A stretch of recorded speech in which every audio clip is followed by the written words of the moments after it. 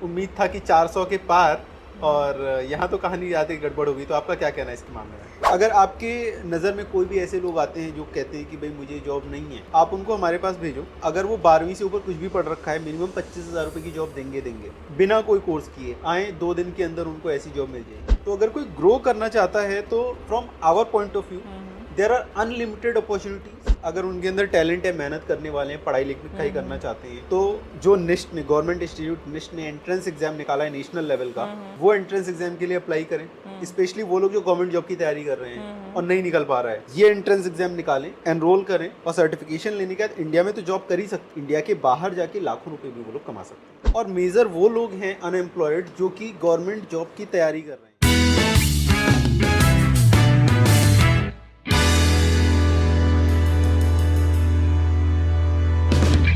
नमस्कार, आज हम बैठे हैं एक भाजपा नेत्री श्रीमती रमा श्रीवास्तव के साथ में। तो ये एक भाजपा नेत्री के साथ साथ में बहुत बड़ी सामाजिक कार्यकर्ता भी हैं। तो आइए इनसे जानते हैं कि ये और क्या क्या सामाजिक कार्य करती हैं। नमस्कार रमा जी, कैसे हैं आप? जी, मैं बिल्कुल ठीक हूँ। रमा जी, आपने काफ़ी ज़्यादा समाज के लिए कार्य किए हैं और भाजपा नेत्री तो आप हैं ही हैं साथ साथ में। तो बताइए हमारी ऑडियंस को कि क्या क्या आपने कार्य किया है एक सामाजिक कार्यकर्ता के रूप में। सामाजिक कार्यकर्ता के लिए तो कभी भी कामों की कमी नहीं होती है। तो हमें जब भी मौका मिलता है, जिस भी फील्ड में, जिस किसी के लिए भी वो हम करते ही करते हैं। बट जैसे महिलाओं के लिए है, हम उनको कैसे स्वावलंबी बनाएं, उसके लिए हम उनको प्रोत्साहित करते हैं। कुछ ऐसी ट्रेनिंग्स हैं या कुछ उनको स्किल प्रोवाइड करनी है, उस पर हम काम करते हैं। बहुत सारे गरीब बच्चे हैं जो पढ़ाई नहीं कर पाते, उनके पास पैसे नहीं होते हैं, तो उनको हम फ्री एजुकेशन भी, हमारे वॉलंटियर्स भी हैं काफ़ी, उनके थ्रू हम उनको भी हेल्प करते हैं। पशु पक्षियों के लिए हम काम करते हैं, पेड़ पौधे लगाने का काम करते हैं, क्योंकि इस समय इतना ज़्यादा टेम्परेचर हाई है कि वो प्लांटेशन बहुत ज़्यादा ज़रूरी है इस टाइम। तो हम उसके लिए और भी लोगों को प्रोत्साहित करते हैं। हमारी एनजीओ की तरफ से हम फ्री प्लांट्स भी हमने बहुत सारे डिस्ट्रीब्यूट किए हैं लोगों को, और ये कंटिन्यूसली हम करते ही जा रहे हैं। ये तो बहुत ही अच्छी बात है कि आप जैसे कि करंट सिचुएशन में टेम्परेचर इतना ज़्यादा जा रहा है दिल्ली एनसीआर का, और इसमें अगर आप प्लांटेशन का काम कर रहे हैं, so this is really nice. Rama ji, जैसे आज का अगर हम देखें रुझाव, जो भाजपा का जो रिजल्ट आया है, ये बहुत शॉकिंग रिजल्ट था। उम्मीद था कि 400 के पार, और यहाँ तो कहानी ज़्यादा गड़बड़ होगी। तो आपका क्या कहना है इसके मामले में? राजनीति है और चुनाव होते रहने हैं, पार्टियां आएंगी जाएंगी, जीतना हारना तो सारा कुछ लगा ही रहता है।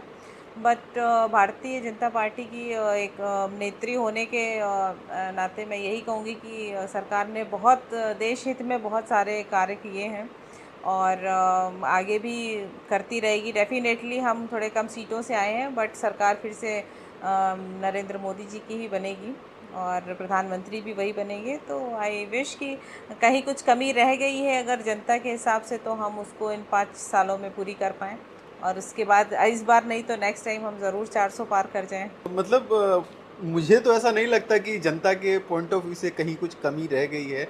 आपको क्या लगता है कि किस दिशा में कमी रह गई होगी, या कोई और बीच में कुछ कारण आया है जिसके कारण भाजपा को कम सीटें मिली हैं?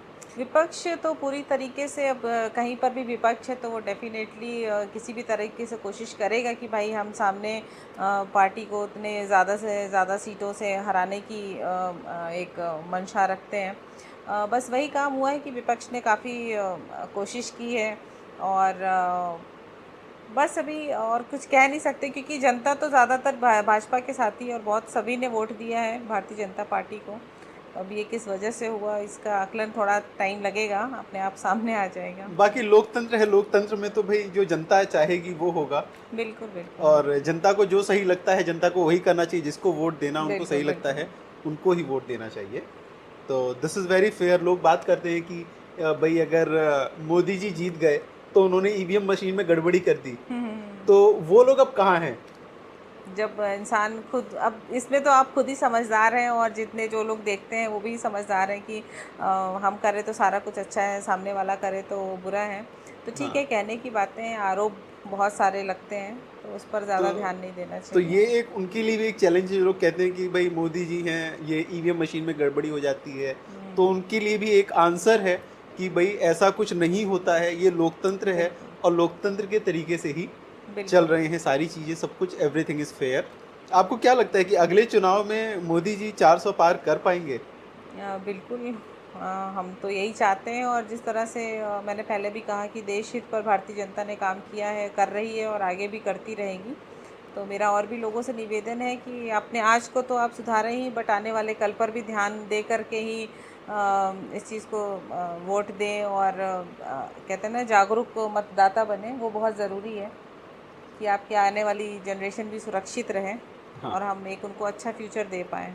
रमा जी, हम बात करते हैं एम्प्लॉयमेंट की अगर, तो हम ये देखते हैं कि 70% जनता जो है वो अनएम्प्लॉयड है। अगर यूथ की बात कर रहे हैं तो 70% यूथ अनएम्प्लॉयड है, ऐसे कुछ आंकड़े आते हैं। तो इसके बारे में आपका क्या कहना है?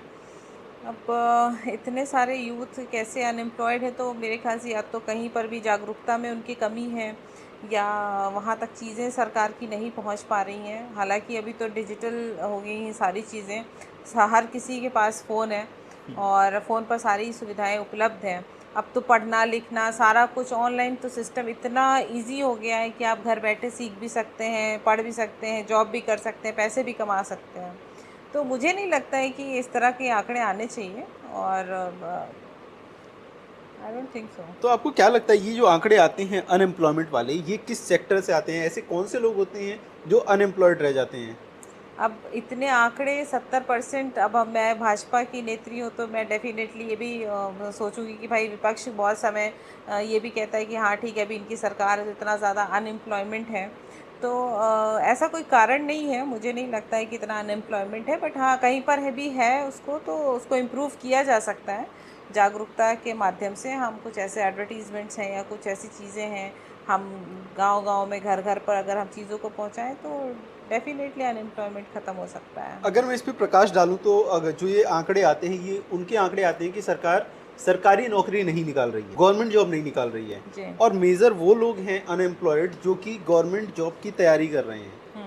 तो आपका क्या कहना है कि मतलब जो लोग गवर्नमेंट जॉब की तैयारी करने के लिए बैठे हैं और वो खुद को अनएम्प्लॉयड काउंट कर रहे हैं, तो उनको और क्या करना चाहिए जिससे उनको एम्प्लॉयमेंट मिले? गवर्नमेंट जॉब करना बहुत अच्छी बात है, अगर आप उसकी तैयारी कर रहे हैं तो वो भी बहुत अच्छा है, बट ठीक है, अभी आप 2 साल 3 साल आपने कर लिया, नहीं कुछ चीज़ें हो रही, तो एक सेकेंड ऑप्शन आपके पास डेफिनेटली होना चाहिए कि आप प्राइवेटाइजेशन में जाएं। एटलीस्ट आप उसके साथ साथ भी अपनी तैयारी को कर सकते हैं, बट ये टैग लगा के रखना है कि नहीं कि मैं तो बैठा हूँ अभी गवर्नमेंट जॉब के ही उसमें और मैं अनएम्प्लॉयड हूँ, तो मुझे लगता है वो सही बात नहीं है। बिल्कुल सही कहा कि गवर्नमेंट ने बहुत सारी स्कीम्स जो निकाली हैं उनका फ़ायदा उठाना चाहिए।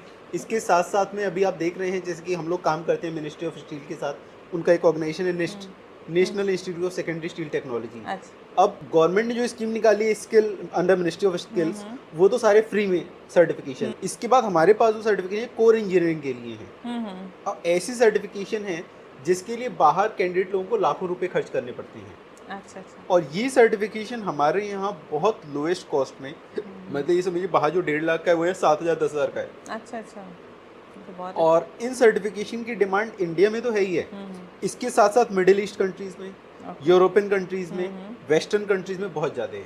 अच्छा अच्छा। तो अगर कोई ग्रो करना चाहता है तो from our point of view there are unlimited opportunities and sky is the limit if you want to grow. Definitely. और अगर आपके नज़र में कोई भी ऐसे लोग आते हैं जो कहते हैं कि भाई मुझे जॉब नहीं है, आप उनको हमारे पास भेजो। अगर वो 12वीं से ऊपर कुछ भी पढ़ रखा है, मिनिमम 25,000 रुपये की जॉब देंगे। अच्छा अच्छा, बहुत ओके, अच्छी बात है। बट उनको हार्ड वर्क करने के लिए रेडी होना है। बिना कोई कोर्स किए आए, 2 दिन के अंदर उनको ऐसी जॉब मिल जाएगी। अच्छा अच्छा। इसके बाद अगर उनके अंदर टैलेंट है, मेहनत करने वाले हैं, पढ़ाई लिखाई करना चाहते हैं, तो जो निस्ट ने गवर्नमेंट इंस्टीट्यूट निस्ट ने एंट्रेंस एग्जाम निकाला है नेशनल लेवल का, वो एंट्रेंस एग्जाम के लिए अप्लाई करें। स्पेशली वो लोग जो गवर्नमेंट जॉब की तैयारी कर रहे हैं और नहीं निकल पा रहा है, ये एंट्रेंस एग्जाम निकालें, एनरोल करें और सर्टिफिकेशन लेने के बाद इंडिया में तो जॉब कर ही सकते, इंडिया के बाहर जाके लाखों रुपए भी वो लोग कमा सकते हैं। बहुत ही अच्छा है ये तो ऑप्शन। तो ये सारी स्कीम्स अब ऐसा आप नहीं, मुझे बता रहे हैं, मुझे तो इन सब चीज़ों की जानकारी नहीं थी, तो इसीलिए वही है कि कुछ ऐसे डिजिटल मार्केटिंग के थ्रू हम इस चीज़ को लोगों तक पहुंचा सकते हैं। हमारा अभी जो ये एम्प्लॉयमेंट के ऊपर जो हमारा अभी पॉडकास्ट का सीरीज चल रहा है, इसका मेन जो पर्पस है, मोटो है, ये है कि इंडिया के कोने कोने तक, हर स्टेट, हर डिस्ट्रिक्ट, हर टाउन, हर स्मॉल विलेज, हर जगह तक ये मैसेज जाए कि अगर किसी को भी किसी भी तरीके की जॉब चाहिए और वो ये सोच रहा है कि वो अनएम्प्लॉयड है, तो डिस्क्रिप्शन में दिए गए नंबर पे सीधे कांटेक्ट कर सकता है और कांटेक्ट करके कहे उसको, मैं ये कहूँगा 2 दिन की तो देते हैं, बट मैक्सिमम हमारे ऑफिस पहुंचेगा 4 दिन के अंदर वो जॉब पे रहेगा, सैलरी उसकी स्टार्ट हो जाएगी। सो बहुत this we can give them guarantee on it.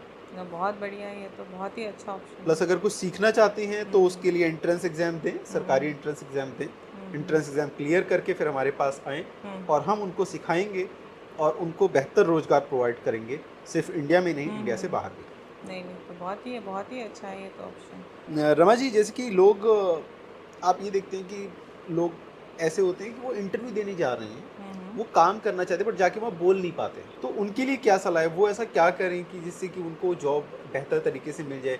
आप प्लेसमेंट कंसल्टेंसी भी पहले रन कर चुके हैं, तो क्या स्किल सेट्स की कमी आपको नज़र आती है लोगों के अंदर? उसमें है अभी कुछ लोग काफ़ी इंट्रोवर्ट होते हैं या फर्स्ट टाइम कहीं जा रहे होते हैं, फेस नहीं कर पाते इंटरव्यू, तो सबसे पहले तो उनके अंदर कॉन्फिडेंस लेवल को अपने इम्प्रूव करना होगा। और अभी तो पहले तो इतनी सारी चीज़ें नहीं थी, बट अब सॉफ्ट स्किल जैसी बहुत सारे छोटे छोटे कोर्सेज हो गए हैं कि आपको कैसे इंटरव्यूज़ तैयार करने हैं, आपको कैसे उसको क्रैक करना है, वो सारी चीज़ें आप ऑनलाइन सीख सकते हो, उसमें कोई प्रॉब्लम ही नहीं है।